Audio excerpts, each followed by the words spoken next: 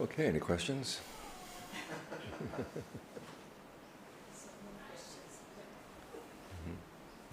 Just start with anyone.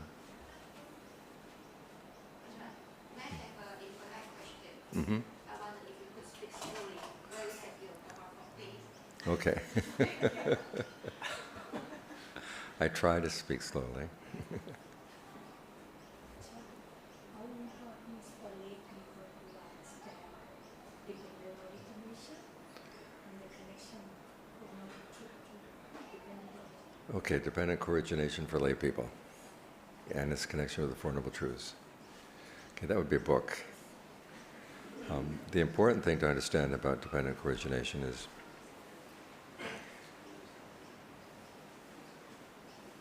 how many of the factors happen prior to sensory contact. You have name and form, you have fabrications, you have which includes intentions, the way you breathe, the way you talk to yourself. All these things happen prior to sensory contact. So, which means that this is why we train the mind, so that what we are bringing to sensory contact will be done with knowledge, so that it becomes part of the path instead of becoming a path to suffering. So that's the main point you need to realize, that you're not just sitting here innocently and then things come and hit you and then you respond. You're out there looking for certain things already. You have certain perceptions in mind, certain intentions in mind, things that you will or will not pay attention to. So those are the things you have to train. And when you train those, then you're no longer creating the causes for suffering. And that's how that relates to the Four Noble Truths. If you bring knowledge to these processes, then it becomes part of the path. If you do these things in ignorance, then that's going to be part of the cause of suffering.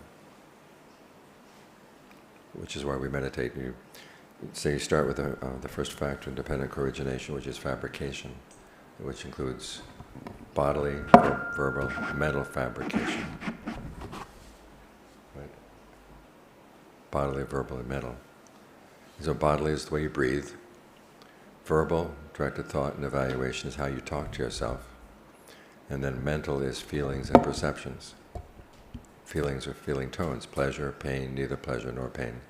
And perceptions are the images you hold in mind. They can be either individual words or a sort of a visual image. And when we're meditating, we're focusing precisely on these three things. We're focusing on how we breathe, how we talk to ourselves about the breath, the image that we have of how the breath flows in the body, and then the feeling tone of pleasure that we're trying to create. So we're bringing knowledge to that first factor in dependent co-arising, which is why we focus there and when we do our meditation. And then as you focus there in your meditation, you become more sensitive to how you bring these things to the rest of your life. And then you get more sensitive to how you can, maybe you have an unskillful emotion like anger. You tell yourself, well, it has to do something with the way I breathe, with the way I talk to myself, and the perceptions I hold in mind. What can I do to change those? So that's the beginning stage.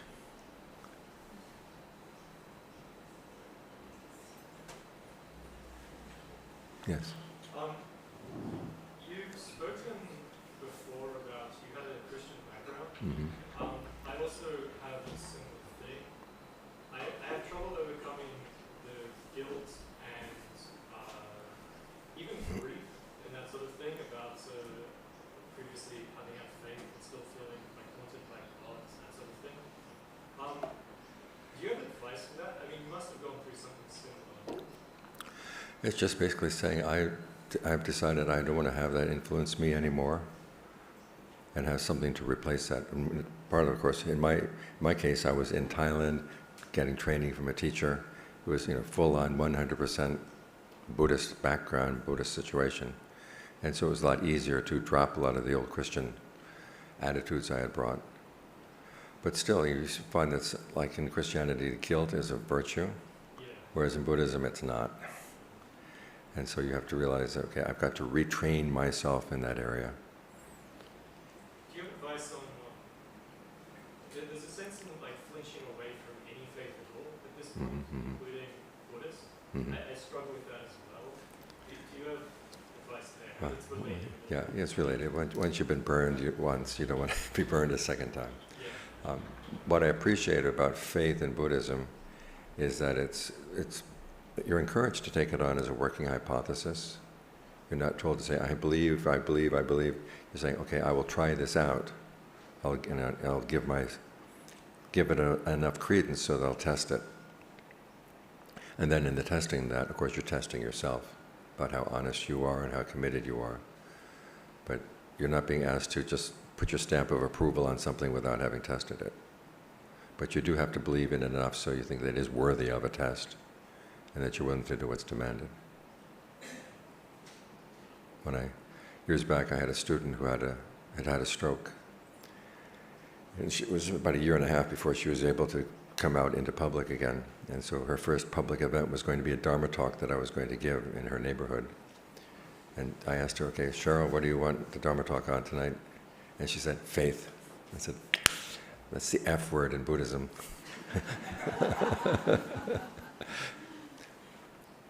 But the point I was making in the talk was that your practices are going to go up and down, up and down. You can't have a practice that's just going up all the time. So you have to have something to sustain you during the fallow periods. And think of that as just in any activity you do. Like if you're in sports, there are times when your practice is not seeming to be getting any results, but you believe that over time it'll have to get results. So you have that much faith just to stick with it. And that's the kind of faith that Buddhism is asking for. I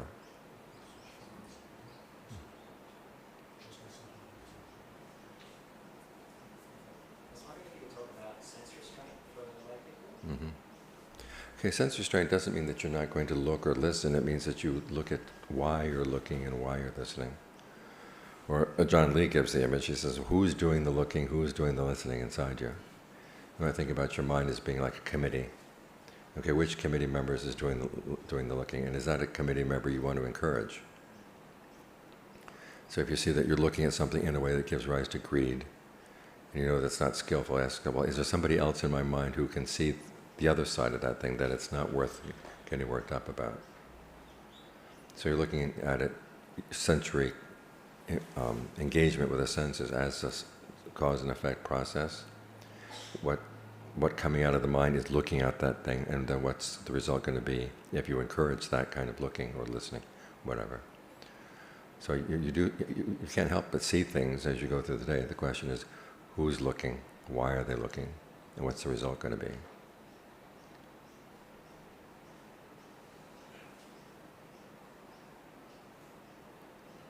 a habit pattern has established in the mind, is it enough to observe it and be aware for it to weaken?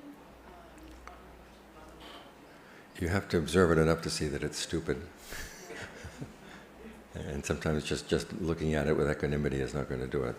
The Buddha said there are two causes for suffering, or two types of causes for suffering. Those that go away when you simply look at them with equanimity, and they kind of get embarrassed and they go away. And the others, when you stare at them, they'll stare right back. They said, I'm not the least bit intimidated. This is something I want to hold on to. And that's where you have to exert the fabrication, the way I was talking about here. Look at the way you're breathing. Look at the way you're talking to yourself. Looking at the feelings and perceptions that you're holding on to with regard to that. The perceptions are especially important that you have around a habit. Because the reason we have habits is there's a certain allure to them. There's something about them that we really like. Even though we say, I don't like this habit, I hate this habit, but part of you likes it. Here again, it's good to think of your mind as a committee. Who in the committee likes this and why?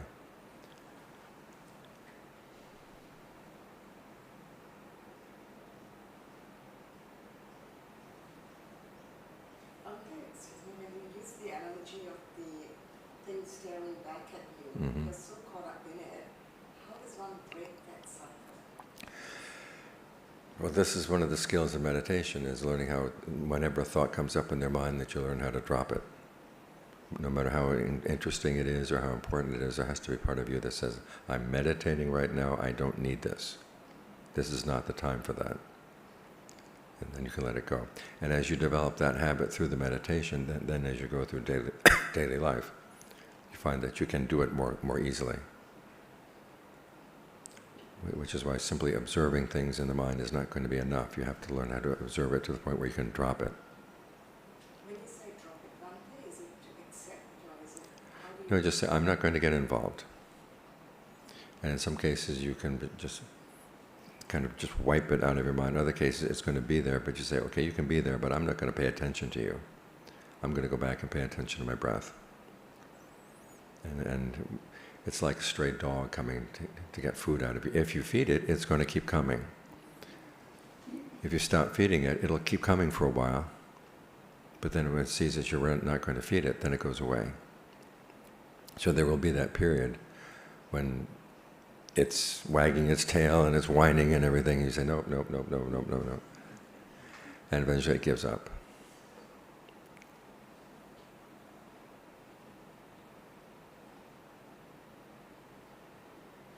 Thank you for sharing with us your precious time. I've heard Ajahn talk about Dhamma reduction to somewhere. So I have a question on Metta. Because I've sort of heard people talk about discussing their understanding of Metta, that it's almost like we have a wish for something, we can transmit it long distance to somewhere on the other end of the world, but there's a person in front of us who needs Metta, Mhm. that Metta is not expressed. Mhm. So my question is, what is preventing somebody who clearly knows what it means, but cannot transfer it into express it, and also what's preventing it, and what are the ways to overcome it? Okay, well, there's some cases where you feel that a certain person does not deserve your goodwill or your metta, and you have to remember you're not giving your metta just to people who deserve it. You have to develop goodwill because you need it.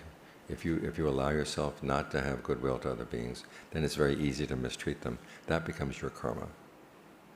So it's for your own sake that you have to have goodwill for beings. 2, you're not saying, may you be happy just as you are. Because if some people are misbehaving, you don't want them to be happy just as they are. You want them to change. And basically, goodwill is saying, may you see the error of your ways and voluntarily change. And so if there's any way you could, help that person in that direction, you'd be happy to help. But you're not approving of the person's behavior, and it doesn't mean that you have to like the person. I think those are the 2 blocks that are getting in the way, mainly because you feel this person has done some things that I don't like, so I'm going to withhold my metta. That doesn't help anything at all. And you have to understand that. That's not just for people you like. And it's also, you're not giving your approval to that person's behavior. You're trying to think what would be for that person's genuine good happiness in the long term.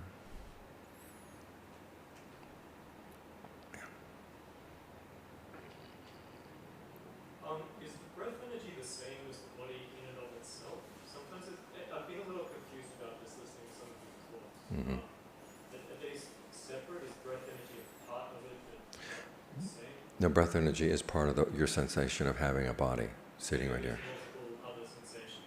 Right.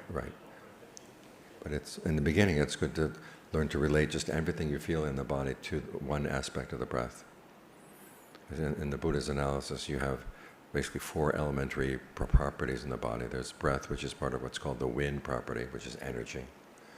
And then there's the solid parts, the liquid parts, and the warm parts. And so breath is the energy aspect of the body. You can feel that anywhere.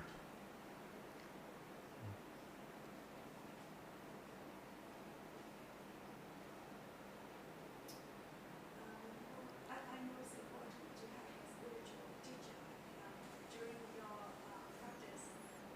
Do you have a guidelines or a checklist to check whether the wisdom comes to you during the meditation or during your practice is the correct one? How to clarify that when wisdom is the right wisdom or something like that? Something else. Okay, the first thing you have to do, and this is one of the lessons that my teacher, Ajahn Ṭhānissaro, got from when he was studying with Ajahn Mun, which is that even if a deva comes and appears in front of you and tells you something, you don't believe it. You ask yourself, is this in line with what I already know about the Dharma? 1. 2, is it something that I can actually test through my actions? If it's not something you can test through your actions, you just put it aside. If you can test it, go ahead and test it and look at what the results are, because those are the important things to learn. And just because sometimes information comes through in the meditation, it's not the sort of information that you can either test or not test. My teacher had a student, this was after he passed away. She had a vision that she had been a queen in her previous lifetime. And all of a sudden she started wearing more jewelry, a little bit more makeup. And this was the wrong use of that. So that's not the kind of thing you can test. You say, hey, it may be true, it may not be true, I don't know, and just leave it alone. It's more things that telling you about how you should behave, what you should do. And then again, is it in line with what the Dharma teaches? 2, then put it into the test and be very, very honest with yourself about what the results are. Because think of Ajahn Mun being in the forest, all alone for many years, with visions of all kinds. This is how he kept himself from going crazy. And this is how we keep ourselves from going crazy too. Could you please give us an example to test for some kind of, just a general example? Okay, suppose you get an insight into a different way of breathing for your meditation. Say, well, go give it a try. Or if you get some message that says you should be kind to so-and-so, well, being kind is part of goodwill, but what would it mean to genuinely be kind? That's the next question you ask. And then you try to figure out what would work. Those are the kinds of things you can test. But as for what you were in a previous lifetime, you can't test that.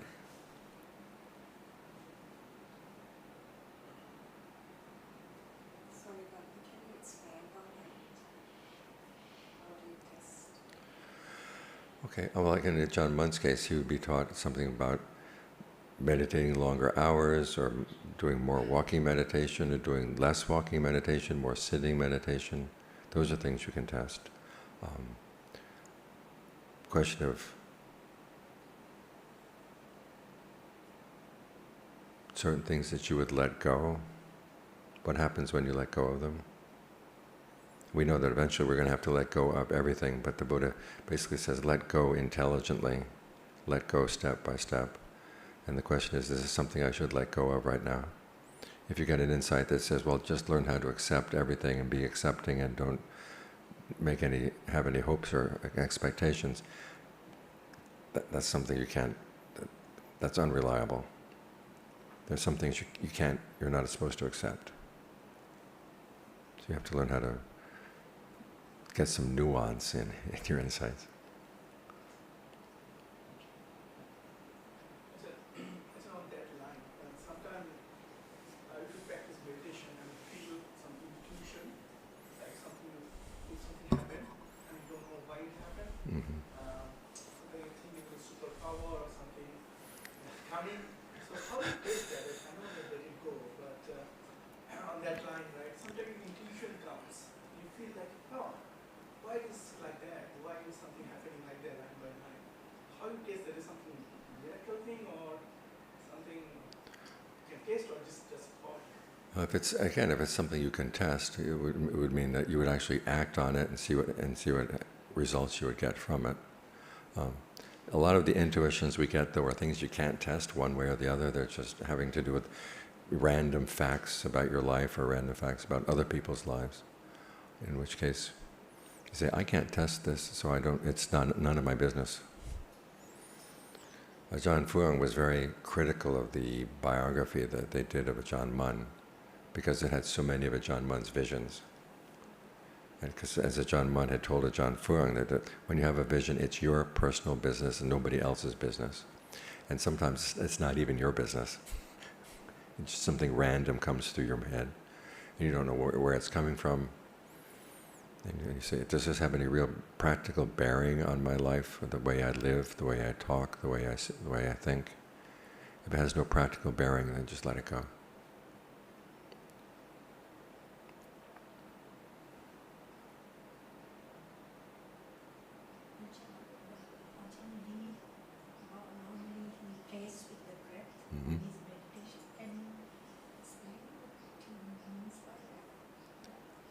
To not play. only the people that know. Okay, well again, the breath is part of the wind element or the wind property in the body.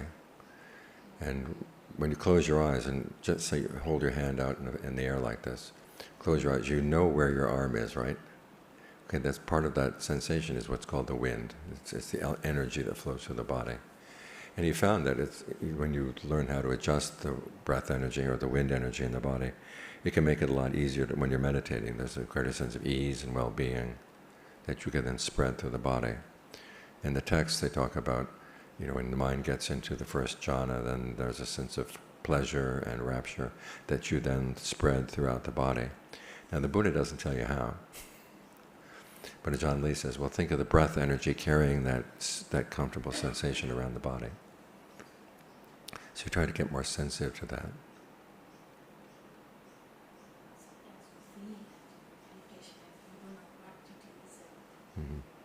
Yeah, well, just think of it as a kind of energy, and it can go in different directions. It can go up, it can come down. Yeah.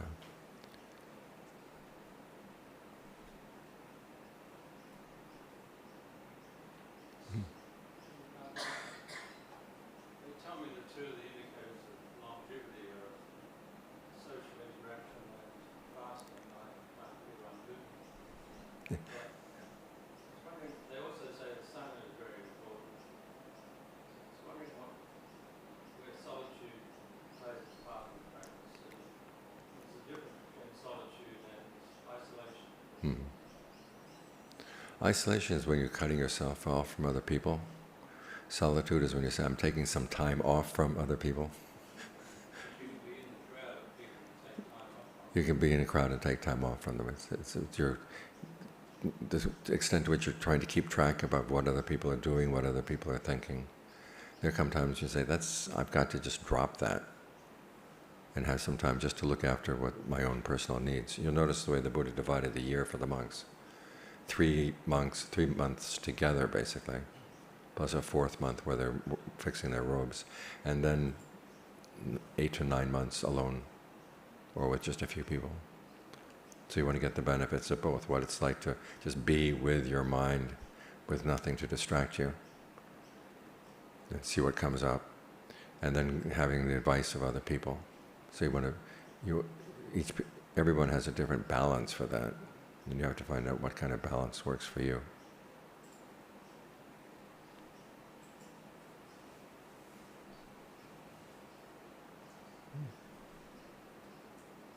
Yes.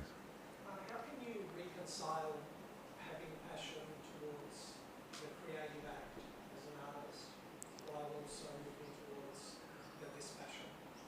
Okay, the Buddha doesn't say all kinds of passion are bad. When there's a passion for the path. If you don't have some passion for the path, you get depressed. So it has to be something that sustains you. And as for art, the question is, what are you trying to communicate with your art? What kind of influence are you trying to have on other people? And if art is useful for conveying points of Dharma, then it's useful use of your passion, useful use of your talents. Now, for my book covers, I take pictures. You may have noticed, and I try to create a really good-looking book, because we found that when you hand out a book for free, if the book doesn't really look good, people just throw it away. There was one case in America. I don't know if you're northwestern Oklahoma. We sat in the middle of nowhere. It's kind of like the borderline between Queensland and Northern Territories. And there was a prison there, and the prisoner wrote to me one time, asked for some books. And then he wrote me a while later that they had changed the chaplain in the prison. And the chaplain was a rabid right-wing Baptist. And he decided that the only literature they should have in the prison library should be Baptist literature. So even Catholic, Presbyterian, Methodist stuff was thrown out. But then, as he told the prisoner, he came to our books. He said there was obviously so much care went into those books, he couldn't bring himself to throw them away. So for that case, I try to make good pictures so we can have good covers for the books, so that Baptist chaplains don't throw them away.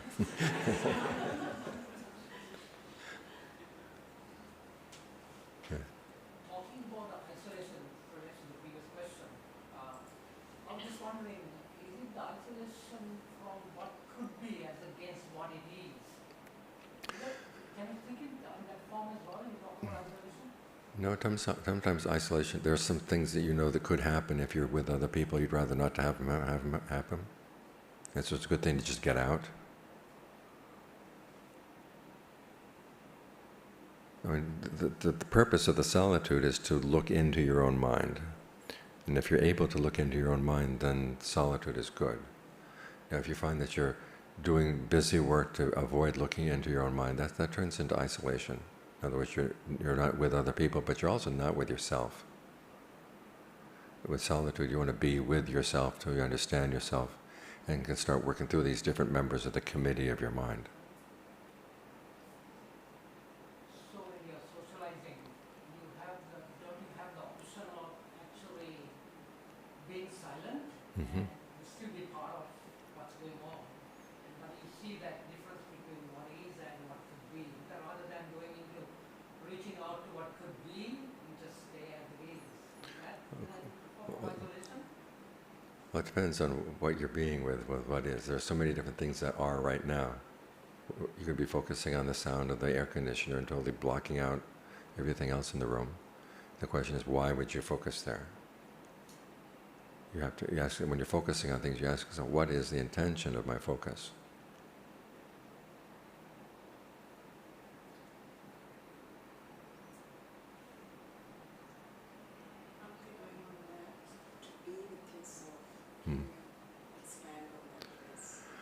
Okay, well again, I keep liking to draw the image of the mind as being a committee. And you're trying to find who do you have in there? What are the different voices? And sometimes you can identify the voice of your parents, the voice of your teachers, the voice of your friends, the voices from the media.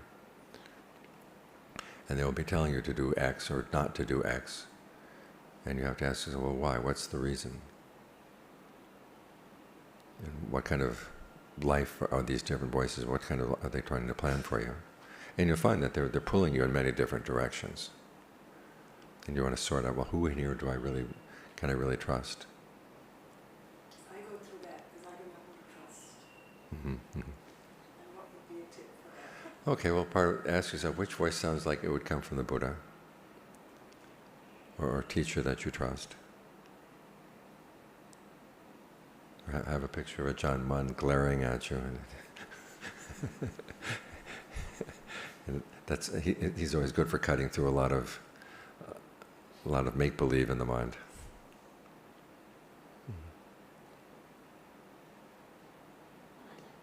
You talk about asking questions to the community. Sometimes I think when we talk to ourselves and we ask wrong questions, Mm-hmm. so we end up not learning from the experience and forget and keep repeating the same thing. Mm-hmm. So I'm just really thinking about asking good questions or useful questions that are helpful for our practice. Okay, helpful questions would be how much time you should be devoting to your practice as opposed to how much time you should be devoting to your family. And if you have your mind is coming up with different solutions to the problem, say, well, I'm just going to stick with one answer for a while and see how it happens. I don't know if you know the story of Shackleton, the British explorer who went down to Antarctica. He went down with a shipload of people. They ended up crashing into the ice on the edge of the continent. And so they were able to get free from the ice, had their little tiny boats, and they paddled to this one island. And then Shackleton went with 2 or 3 other people to South Georgia to get help. And they found themselves on this side of the island, and the port where the help was going to be was on this side of the island. And there were 5 mountains with 4 passes. And so the question was, okay, which one do we take? So they said, okay, let's be systematic about it. They go, whoop, nope, whoop, nope, nope, yes. And so you just say, okay, I'll just stick with one. If they're trying to come up here and say, well, maybe this isn't going to work, let's try this one. Maybe this isn't going to work, they never would have found out. So you test things until you realize we got an answer. I mean, that's how the Buddha found his way. He took what seemed to be to him the most likely solution to the problem, and then tested it seriously, and it's okay, until he knew, okay, that was not the way. They'd back up, try something else. But you have to have that persistence and consistency when you're asking questions. Stick with the question until you know you've got the answer, yes or no. Sometimes we forget, like I have a friend who complained to me about her husband, and then the question is always, why did he do that? That's not very useful. Mm-hmm. Why do I feel like this is not useful? Mm-hmm. So the way we ask questions to ourselves, we focus on the person. Yeah. You know, the Buddha said there are 4 types of questions. The questions that have a clear yes and no answer. The questions where you have to redefine the question before you can get a useful answer. The questions where you have to ask, okay, I've got to question the reasons behind this question. What kind of attitude is motivating this question? Before I understand where the question is coming from, then I can answer it. And then the 4th category are the questions that are don't worth an answer at all. So you learn you have to figure out, okay, which one do these belong to?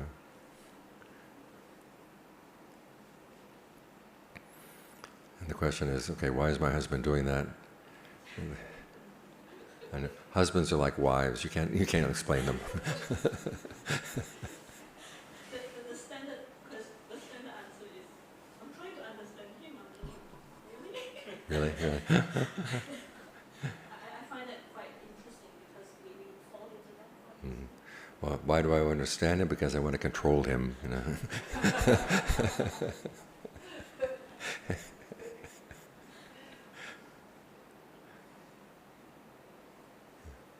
spoke about the breath and the breath energy.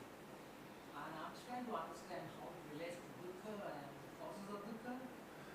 Possible you can explain that? Okay, it's related mainly to the satipatthana. The practice of right mindfulness is trying to get the mind to settle down.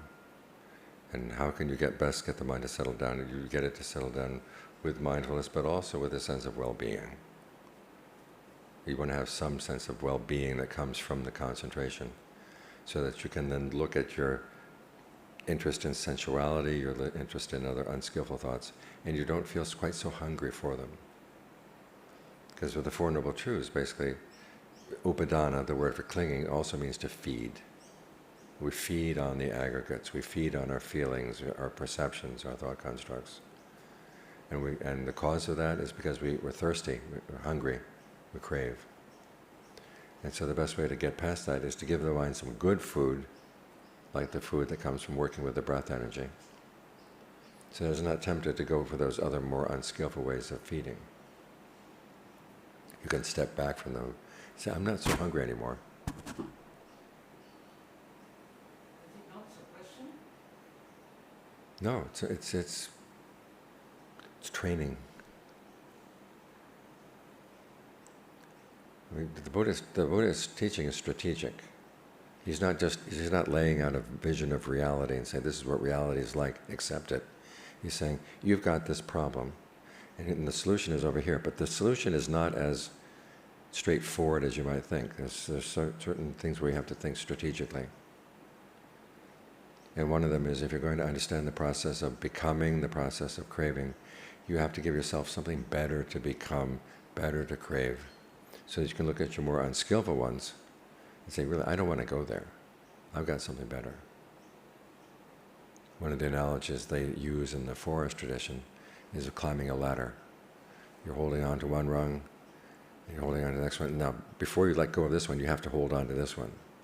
Once you hold on here, then you raise this, then you can let go of this, go higher.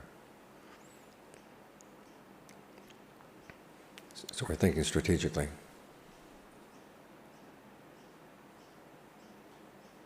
So once you finish, is it possible that you can move away from the breath to a present moment awareness where that kind of training is constantly present as you indulge in your various activities? I don't understand the question. Yeah, one way is to train your mind to focus on the breath and understand how the defilements come up and how you will go and so on. But if you do that thing every moment as much as you can,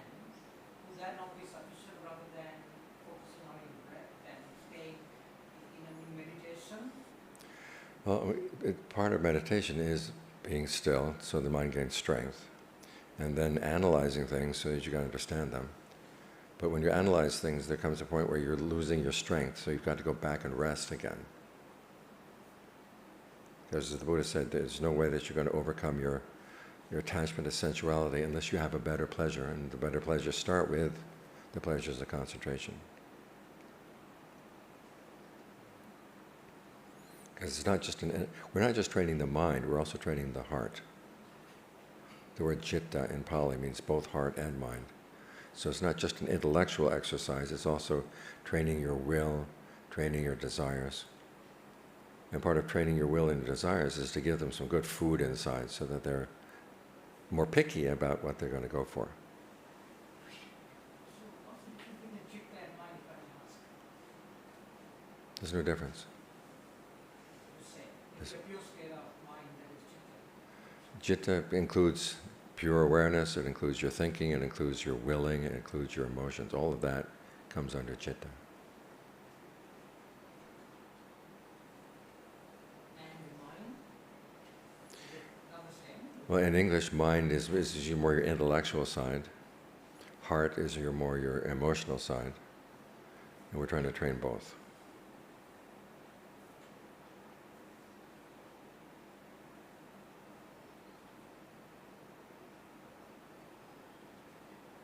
Could you please suggest using the breath energy to overcome, for example, anxiety? Okay, using the breath energy to overcome anxiety. Notice when you're feeling anxious, what is the rhythm of your breath? It's usually short and shallow. So you have to tell yourself, stop for a minute. I'm just going to breathe more deeply, breathe more longer. And just keep that up for a while. And then you begin to notice, well, now that my body doesn't feel so tight and tense, look at what your mind is saying to itself. Why is your mind anxious? What reasons is it giving? And all too often your mind will say, well, of course I'm anxious. I mean, anybody in this situation would be anxious. And you say, well, I'm not talking about anybody, I'm talking about you. Why are you anxious right now? What are you saying to yourself? What reasons are you giving? And because you have a better sense of well-being in the body, it's easier to talk to yourself that way. That's one way of getting past it.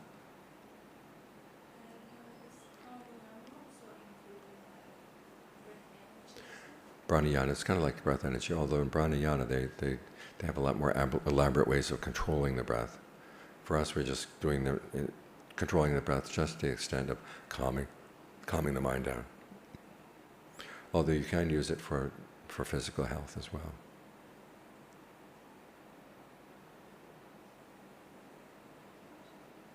How can we best help our friends, family, loved ones who seem to be experiencing very strong unwholesome emotions, venting about something that's frustrating? Didn't hear the end of your question. Your friend and your loved ones are feeling what? Anger. Frustration. Yeah, they're like venting. How do we best help? Okay, well, let them vent in the other direction. And then when they've got tired of venting, then you can talk to them. Then you can talk to them about, okay, do you want to get past this anger? Do you want to solve the problem? The first thing you've got to do is learn how to just drop the anger, and so you can look at it more objectively. And then if they're willing to listen to that, then you say, well, there are ways you can breathe. There are different ways you can talk to yourself about the situation. Or you can ask them, what's the image you're holding in mind? The Buddha uses a lot of analogies in the suttas to give you ideas about what image you should hold in mind when you're angry or when you're feeling lustful or when you're feeling fear. Like in terms of anger, he says, look for the good points of another person. And the image he gives is, suppose that you're coming through the desert, you're hot, you're tired, you're trembling with thirst.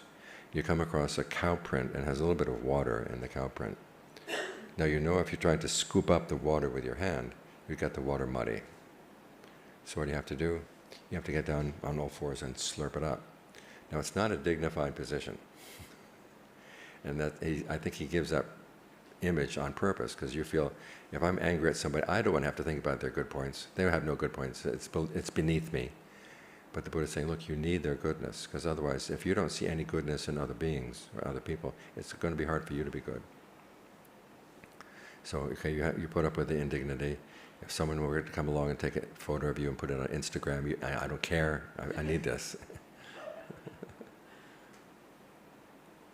So that's when we're talking about perceptions, you hold in mind, that's the kind of perception we're talking about.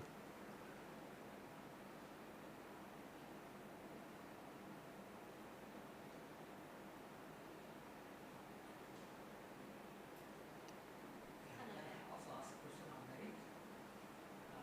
The question is that it's sometimes believed that doing something good is admirable and therefore it's meritorious, but when it comes the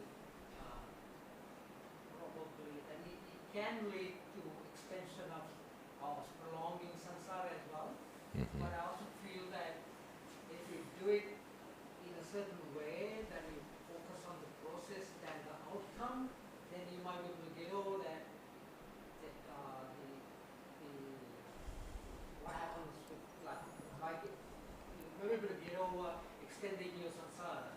Is that, can you share some progress? Okay, well, the Buddha lists many different motivations for, say, for giving a gift. And one of them is more pleasant samsara. Another is that it's just simply it's a good thing to give. And another is that it makes your mind serene to give. And another is that it's just an ornament to the mind. In other words, you don't need the merit anymore. It just feels, it's the natural expression of your mind's attitude. Now these will have higher and higher levels of motivation. We'll get better and better results in training the mind. So when you're giving a gift, you have to ask yourself, what is my motivation? Do I want to hang around in this world much longer? Or would I rather go to a better place, or rather gain nirvana? And that's going to be up to the individual meditator. Yeah, so if your motivation is connected with sensual desires, then obviously samsara. It's samsara. So how do you actually resolve that into a form where, it comes through continuous practice, and you realize that when you give, you don't have this notion of self. It's that the sense of me goes missing from that. Well, there's still, if there's no you, who's doing that gift? There's got to be some sense of you. The question is, what kind of results do I want? Do I want mental serenity right now? Okay, I give right now, and that's it. But you can also do without any feelings of the outcome. Just give it with a heart. It happens automatically, almost like. Well, that's the final one, where it's a natural expression of the mind. But that requires training. But don't look down on people who have other motivations for giving, because giving is always good.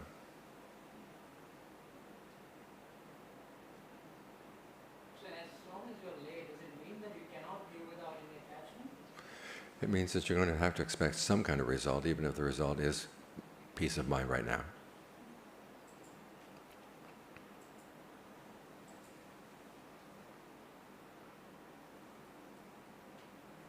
Going back to the breath energy, it definitely rises and falls exactly as you breathe in and out. Am I correct with this? Because I can't find it if that's the case.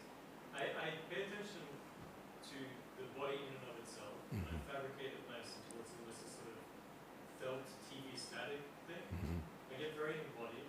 This takes time, and then eventually you end up with a sort of like cocoon around it.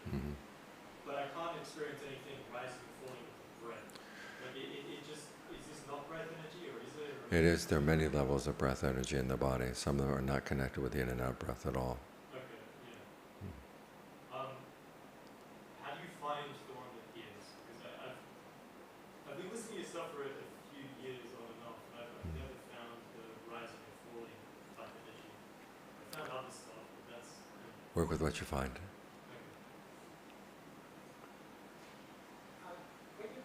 During meditation, when you move through the phases like body in and of itself and the emotions and suggested to cycle through that in one session, or is it better just to stick to one and get good at it? And then Stick with one, and you'll find that the others will automatically connect if they're relevant. I mean, the Buddha recommends you stick with the breath all the way through, and then at times feelings will become involved, and mind states will become involved, and dhammas will become involved. But you hold on to the breath as your main focus throughout. And what about using different objects of meditation? Because I find that to begin with, if I cycle through more objects, it brings me into more focus. Yeah. And I can focus on one after that. Is there Right. a suggestion? Well, there's a passage where the Buddha is teaching breath meditation to his son, and he starts out with about 10 different topics before he gets to the breath. Some include the Brahma Viharas, limitless goodwill, compassion, empathetic joy, equanimity, contemplation of the body, those kinds of things. So whatever topic you find helps to gather your mind together, start with that.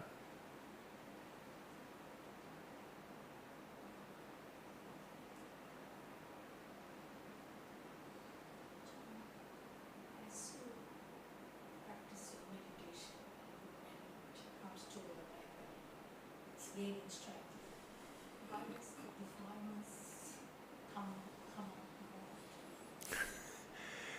Why do the defilements come out more when you meditate?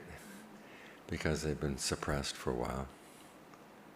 You know what happens when you have a beach ball, you put it underwater, you hold it there for a long time, and then whoop, it comes up.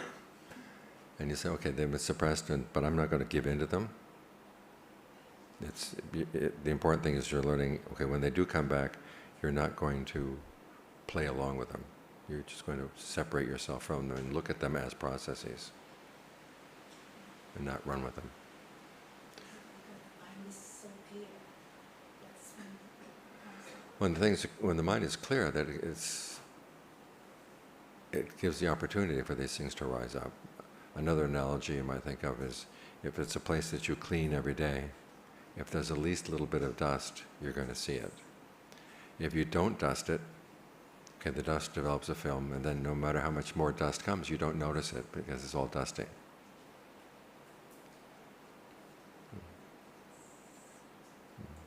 Excuse me, Dr. Further to that question, I agree it's a suppressed emotions that do come up during meditation. But then if I were to ignore them, wouldn't I be again suppressing them? So what would be your tip or tool to eradicate them, those defilements? Okay, there's the difference between repressing and suppressing. Repressing is you deny they're there. When they come up in your meditation, you say, okay, I know you're here, but the question is right now the time to deal with you, yes or no? And if it's not the right time to deal with them, if your powers of concentration are not strong enough, say, okay, knowingly I will say, I will put you aside, but we'll deal with you later. That's not unhealthy. The unhealthy part is if you deny that they're there entirely. Then it turns into depression. How would I deal with them? Okay, when you're ready, you can say, okay, the mind is still calm, everything feels good inside. You say, okay, let's bring that issue back. And this is where you ask that question: what's the allure? What's attractive about that emotion? What are the drawbacks? If I followed that emotion, where would it take me? And is it there all the time? And the answer is no. So the question is, what in my mind brings it up? It's a suppressed thought that brings it up. Well, there'll be some. It's not the fact that it's always there waiting to come out. It's just that. It's just that a certain pattern of thinking will bring it out. Okay, what's the pattern of thinking that brings it out? If I'm meditating and in that quiet stillness, suddenly a past thought will come which I have regrets. Mm-hmm. And then I don't know how to deal with them, and then I go into a storyline. Okay, if you feel like you're ready for dealing with it, you can ask yourself, okay, what was the mistake I made? And the Buddha says having a lot of remorse is not going to solve the problem. The best you can ask a human being is that I not repeat the mistake. I'll recognize that a mistake. Ask them, why did I do that? What kind of thinking led me to do that, so that I don't think in those ways again?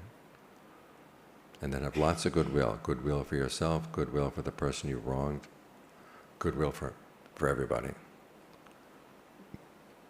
Goodwill for yourself so that you don't keep beating yourself up. Goodwill for that person so you don't resent that person. Because sometimes we resent the people we've wronged. Have you ever noticed that? Yeah. I just say, okay, I want them to be happy. And then finally, goodwill for all the other people you're going to be dealing with. Goodwill for all the people you'll be dealing with. Because that goodwill is a very great answer.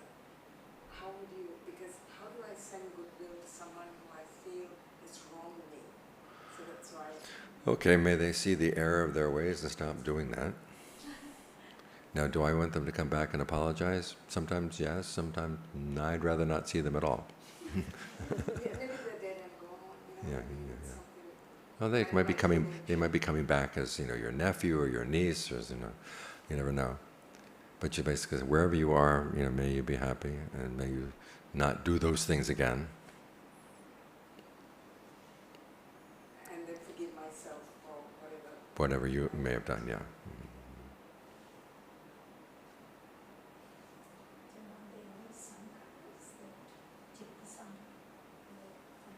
Mm-hmm. Mm-hmm. Yeah, well, you've got the sankharas that are that are your distractions, and you've got the sankharas that are part of your concentration. Because the concentration and mindfulness, these things are put together too. These are skillful sankharas. And then when you see the unskillful ones coming up, you tell yourself, I've got better ones over here, I don't need to go over there. You keep coming back.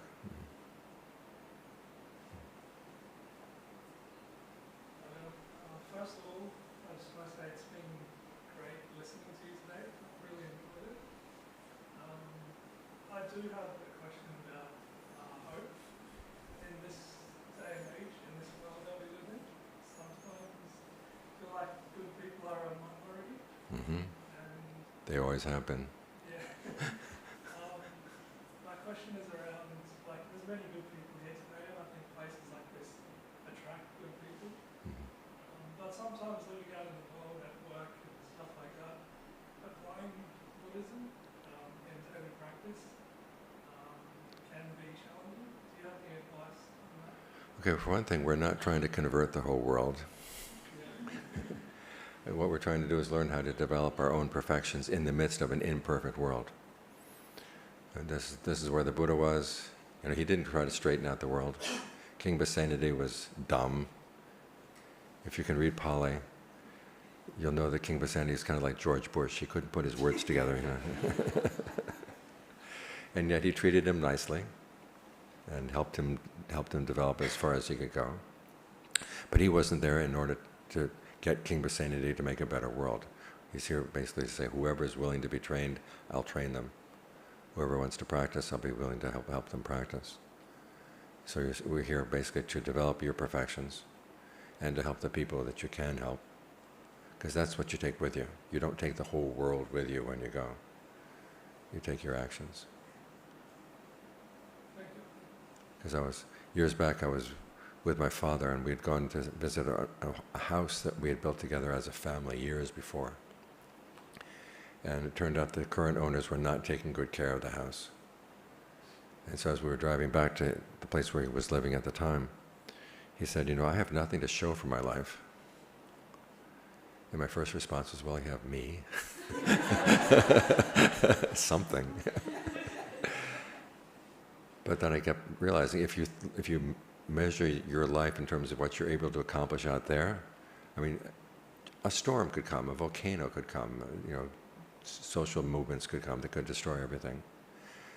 But if you think, I'm here to develop my mind, and in the course of developing my mind, I will be helping other people, okay, that you can take with you.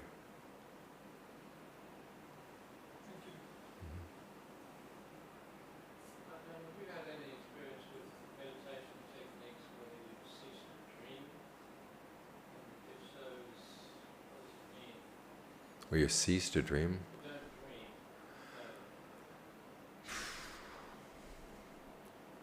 I've always dreamed.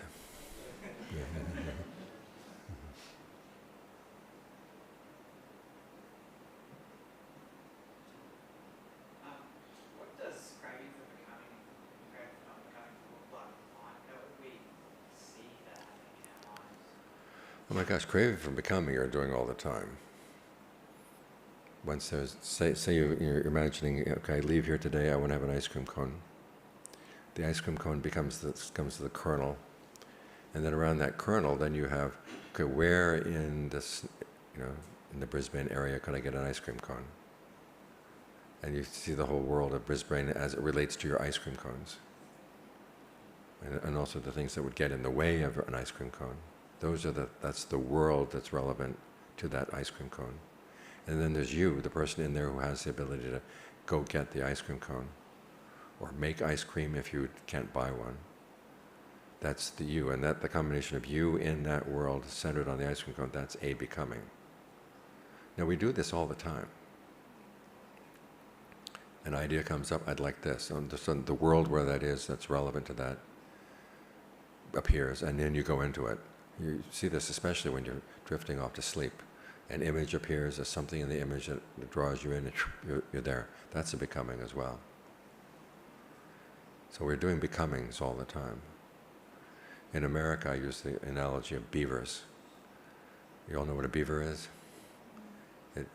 These are the animals that, they've had cases where the baby beavers who lost their parents were taken into, brought into captivity and raised, and then released into the forest, and the question was, would they know how to build a dam? That's what they start doing right away. It's just a habit of their mind. And our mind our habit is it's like a lyre bird making a bower, We're making these little dream worlds. So that's becoming. Now the question is, which becomings are worthwhile, which ones are not? Because when you put the mind in concentration, that's a becoming too. And we're using that becoming because, one, it helps us to pull us out of unskillful becomings.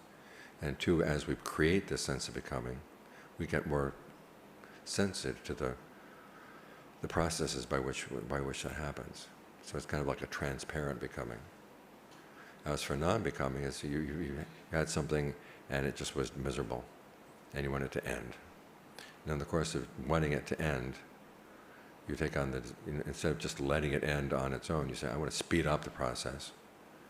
Then there's a new you with a new desire, and that becomes a new becoming. So certain becomings, you just have to let them run out on their own. And then you say, I'll focus on better becomings.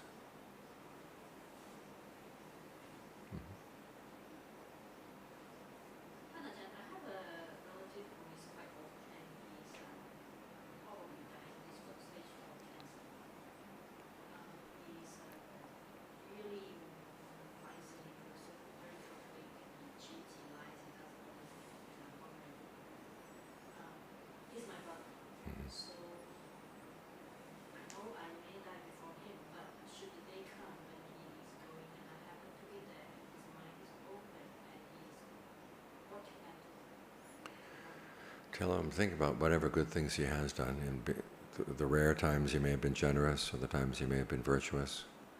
Focus on those. If there's nothing there at all, tell him, well, don't be worried about your money. Don't be worried about this. Don't be worried about that. Because as the Buddha said, the worst thing you can do when you're dying is to start worrying about things. So I say, don't worry about your fortune. We'll take care of it.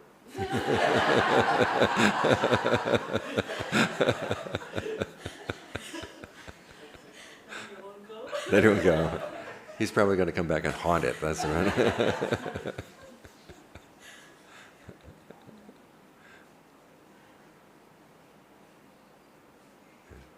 is a question on that. Is it true that last thought is what takes us into what kind of birth we get, in whichever realm? And if that's the case, meaning, say, you can go into the hell or the lower realms, when one is in, because I'm in palliative care as well, and I see people sometimes, they're really distraught, so that thinking pattern is not very helpful. Yes. Okay. And I'm trying to do it for myself. Right. Yeah. I die. A lot of it depends on how characteristic that type of thinking has been all along in their lives. If they've been constantly worried and constantly distraught, And it's going to, then that last thought will have a lot of impetus. And then may last in that unfortunate state for quite a while.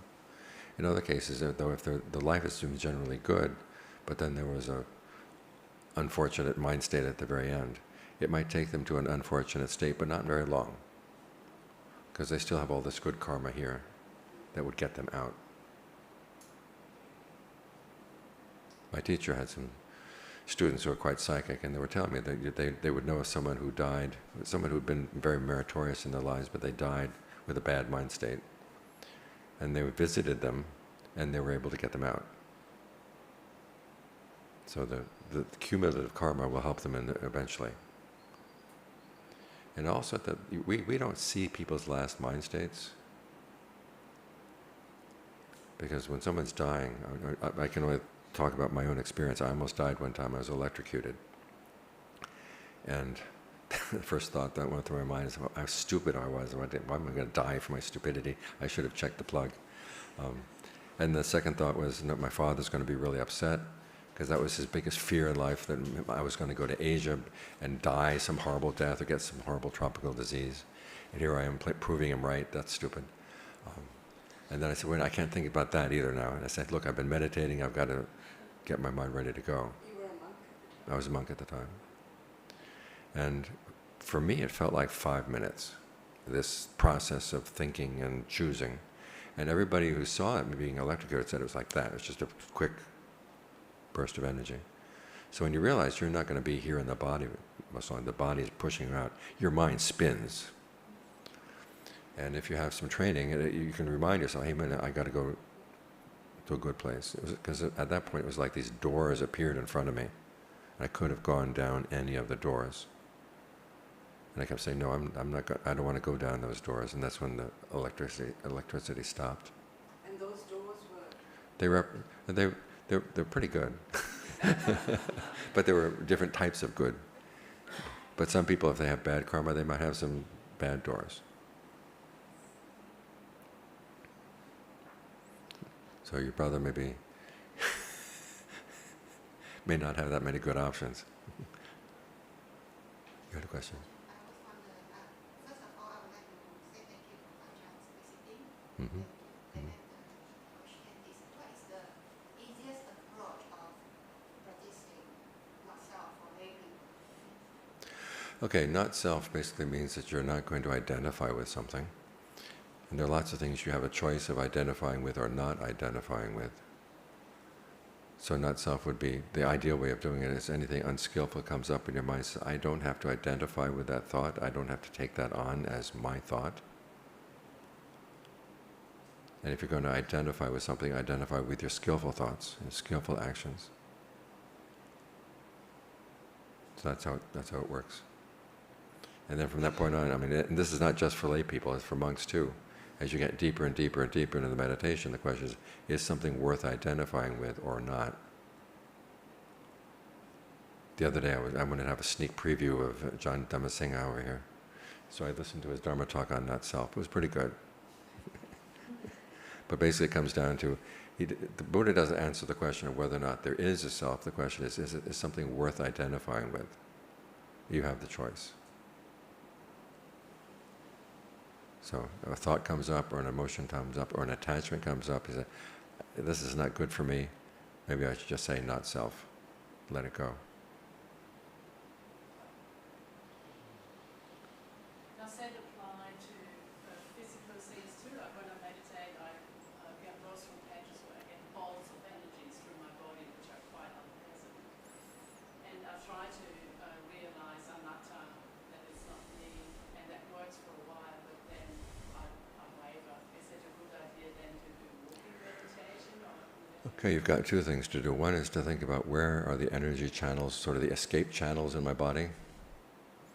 And traditionally, if you can think of the energy going out the palms of your hands, the soles of your feet, going out your eyes.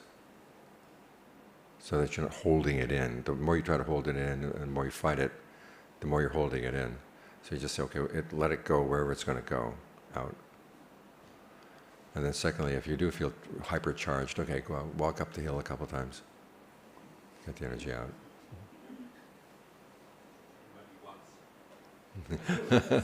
It depends on how strong the energy is, you know. I just like to clarify quickly one more thing. When you have an empty in mind, is it where you only have mindfulness without perception, only without states in your mind, the perception is empty, that is missing? Is that right? Okay, well, there the perception would be that it's empty. And they just stay with that perception for a while and ask yourself, is it really empty, or is there anything else? Are there some subtle things going on in the mind? Because that's how your meditation develops. It's like going into a very bright room. And at first you enter the room and everything's so bright you can't see anything. But as you stay there for a while, your eyes begin to adjust. And you start seeing, oh, there are people and there's furniture and other things. And it's the same way with the mind. When the mind seems really empty, just say, okay, just stay with this sense that it is empty, but then check. Maybe as I get more sensitive, I'll see things that are here that I didn't see before.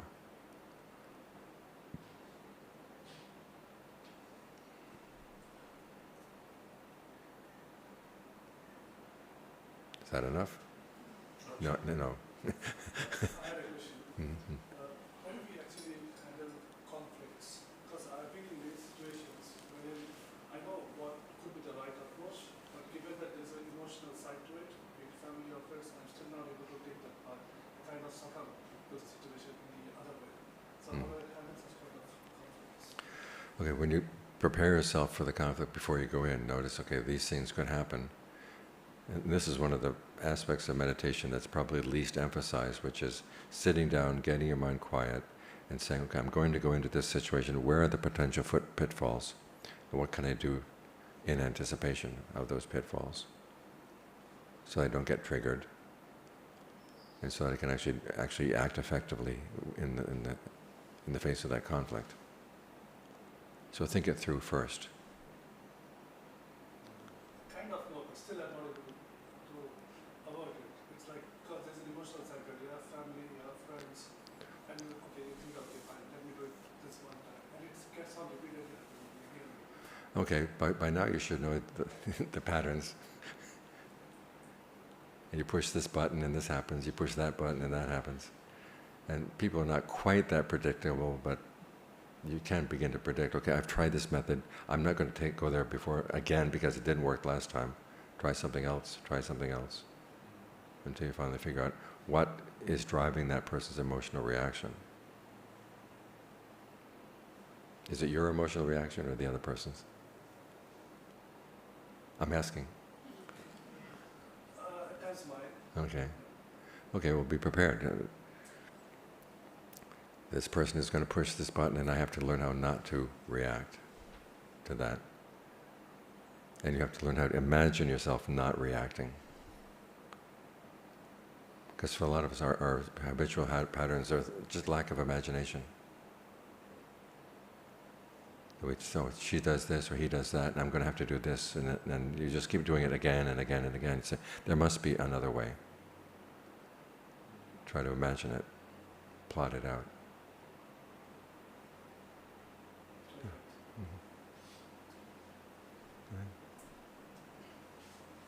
On a couple of occasions, you've perhaps tongue-in-cheek used the phrase, may they see the error in their ways, when we're talking about how to give metta to someone who's wrongness and so forth. And I'm struggling to see that, to find some nuanced aspect to it, because it feels very hubristic. And if every religion in the world taught its practitioners to think of the others, may they see the errors in their ways. Well, this is why you start with metta for yourself. May I see the error of my ways. Yes. But on a few occasions you've, as I said, perhaps tongue-in-cheek, mentioned the phrase, may they see the error in their ways. And I should hope. Well, if your older brother beats you up, there's some Yes, obviously that's not the ideal response, I would imagine. Yeah, but because it would lead to wars come out of that. Okay, well again, may they voluntarily see the error of their ways. I'm not going to force it on them. There's an element of hubris to that, and every religion will have their view that their perspective is, may the others see the errors in their ways. Which is why I said when we're doing metta, you start with metta for yourself. Okay, may I see the error of my ways. Where have I wronged somebody? In a lot of cases, it's just a simple matter of somebody cheating somebody else or somebody beating somebody else up, and you don't require a different religion to decide whether or not that's wrong. But from your perspective, everybody has their own perspectives. We may have a wrong perspective in that sense. Okay, work on your perspective.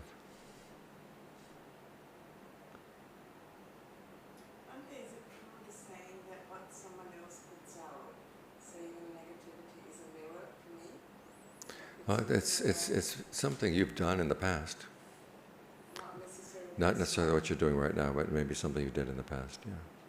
In this life or It could be this lifetime or previous lifetime, you don't know. But if you do see somebody, acting in ways that you don't like, you have to ask yourself, am I doing that too?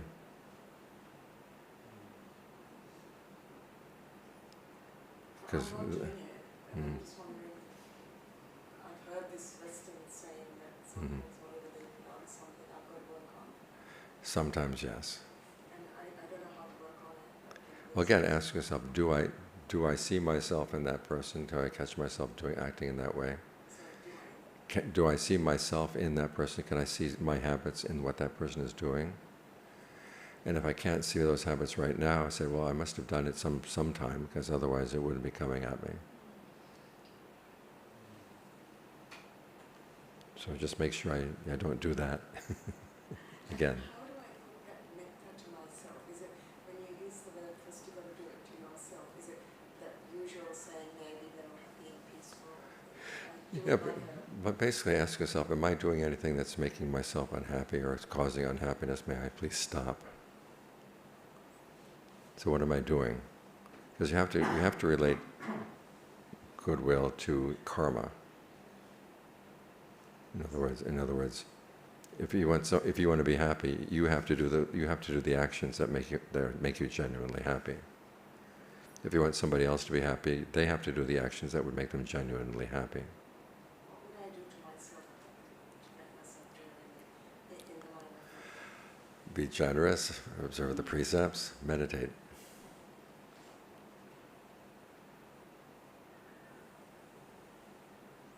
Notice that when the Buddha says you help yourself by observing the precepts, you help other people by getting them to observe the precepts.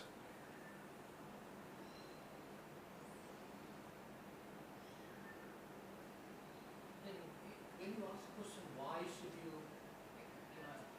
follow the precepts, should it not be embedded in the Dhamma as to why you do that? And for example, you look at the second factor of the Eightfold Path and you can see the link between the practice of doing that and again the practice of not doing that. Is that not the way to see it, rather than just dogmatically say that that's not something that we should do? Should you not embed your thinking in Dhamma so that you begin to reason as to why you should keep your practice and your precepts? Well, sometimes you need to work on the precepts first before you can see how they would relate. You can have an intellectual notion of, okay, this fits under that path factor, that fits under this path factor. But there's also part of having seen in yourself that, okay, when I actually act on these things, I feel better as a result. I feel happier as a result. That sort of confirms the theory.